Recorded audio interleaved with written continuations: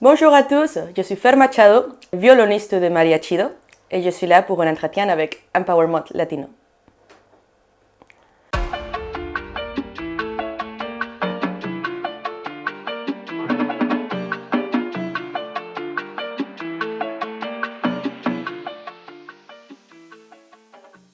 Hola chicos, aujourd'hui je vous fais découvrir le parcours de Fernanda Machado, une entrepreneuse et musicienne mexicaine. Elle a fondé le groupe Mariachido, elle est également violoniste dans un orchestre, violoniste soliste et professeure de violon. Je vous laisse découvrir son parcours. Fernanda, bienvenue.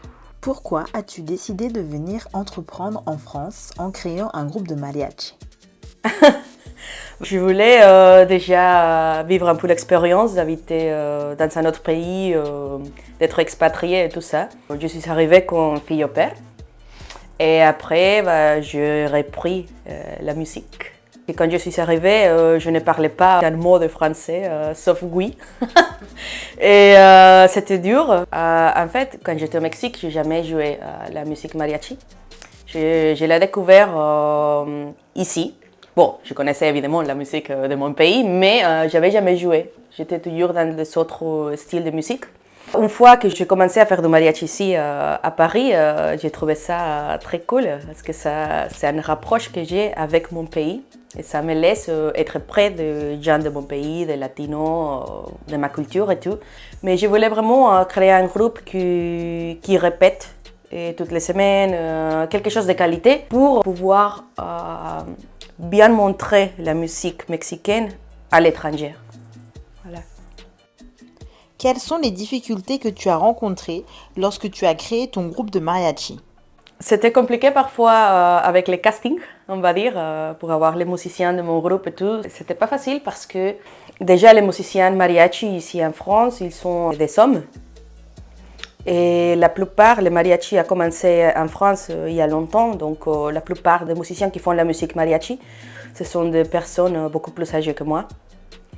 Donc le fait de faire un casting pour des musiciens que j'étais toujours pas née, ils faisaient déjà de musique mariachi, mais c'est moi qui va les diriger, donc ça cause un peu de problèmes, tu vois. En plus, ils disent, c'est quoi cette fille qui pourrait être ma fille, qui vient être la chef, quoi, comme, tu vois.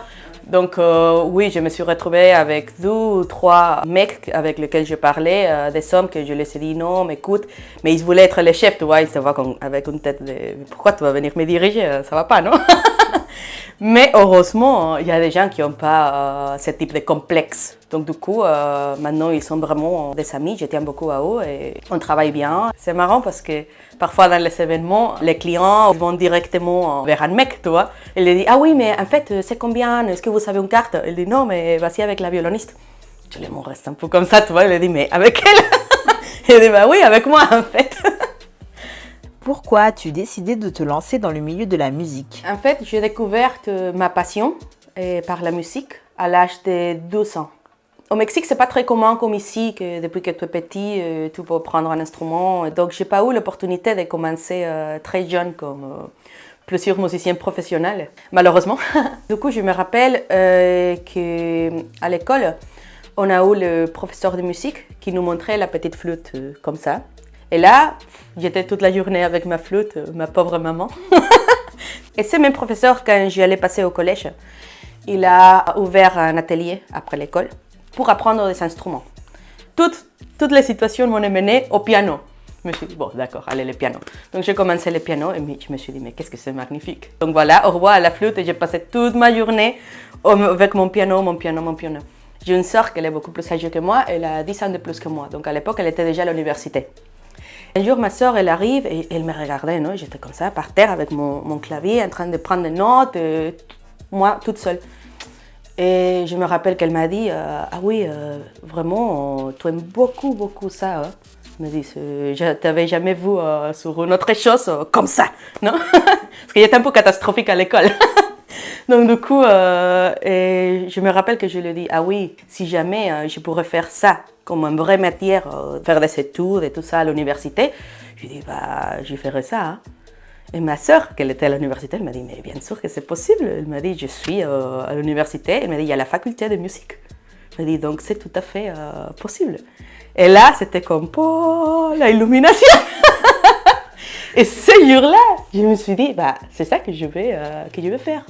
Tu sais que quand tu es petit, tu changes tous les ans. Un jour, tu vas être astronaute, un jour, tu vas être architecte, et un autre jour, physicien, quoi. Tu changes. Et là, non, là, je dis, bah, je vais étudier la musique. Et après, mes parents, qu'est-ce que tu vas faire après quand tu seras la musique, musicienne. Et là, le temps commence à passer et mes parents commencent à se préoccuper. Parce que ce n'est pas un métier qui est très apprécié, malheureusement. L'art n'est pas quelque chose, si tu dis, je veux être médecin. Bah, tout le monde, wow, mon fils va être médecin, ma fille va être médecin, tu vois. Et l'art, malheureusement, c'est pas comme ça. Donc, du coup, le temps commence à passer et mon père, il commençait à me dire, bon, mais en fait, qu'est-ce que tu vas faire? Mais vraiment. Et j'ai dit, bah, la musique, je veux être musicienne. C'est vrai. Et là, je n'ai plus jamais lâché. Et c'est pour ça qu'après le collège, j'ai commencé le conservatoire. Et parce que je voulais faire le violon, parce que je me suis dit, un orchestre, tout ça. Et voilà, j'avais 16 quand j'ai commencé à jouer le violon. As-tu une anecdote amusante à nous raconter que tu as vécue lorsque tu jouais avec ton groupe de mariachi? Avec mon mariachi et avec mon travail comme soliste, j'ai fait beaucoup d'événements différents, des mariages, des demandes de mariage, des anniversaires, etc. Ça marche très bien. Ils sont presque toujours dit oui, sauf une fois. Mais bon, ça arrive. On a fait une prestation dans un restaurant. Et à la fin, on allait déjà ranger les instruments et tout. Et il y a un monsieur qui vient vers moi. Il me dit, non, mais c'est combien en fait si tu viens directement à la table, tu fais une chanson pour elle. Elle m'a dit la chanson et tout. Et j'ai dit, oui, bah, c'est combien, non? Et il me dit, oui, parce que je vais la proposer. Et j'ai dit, ah bah, super. Donc, on y va, on remet les chapeaux. Et on fait la chanson, et au milieu de la chanson, je vois que la fille commence à faire non avec la tête, et le mec, il commence à se mettre en genou. J'ai dit, non, mais qu'est-ce que c'est? Et j'ai dit, on fait quoi? On commence à se regarder, mais on continue à jouer, on se regarde, on commence à faire comme ça. On finit la chanson, et on marche. Tout rangé, on enlève les chapeaux et on les laisse tranquilles, quoi. Mais j'ai même pas pris l'argent après ça, j'ai dit non. J'ai dit, bah, on range, on part. Rien ne s'est passé ici. Mais le reste, c'est que des succès. Hein. Ouais.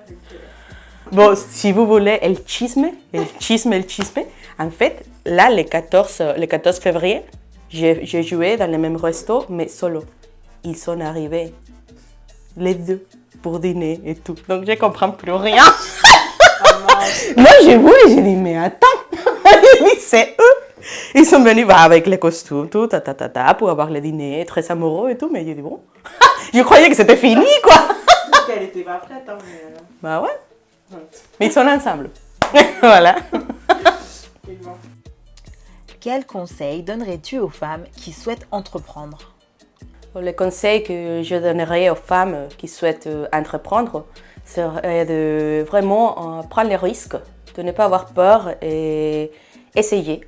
Parce que moi, je crois vraiment que quand on fait quelque chose avec toute notre bonne énergie, ça va marcher. Oui. Chicos, si vous souhaitez contacter Fernanda, vous pouvez la retrouver sur ses réseaux sociaux. Vous pouvez également me suivre sur Empowerment Latino pour découvrir d'autres profils inspirants. À très vite!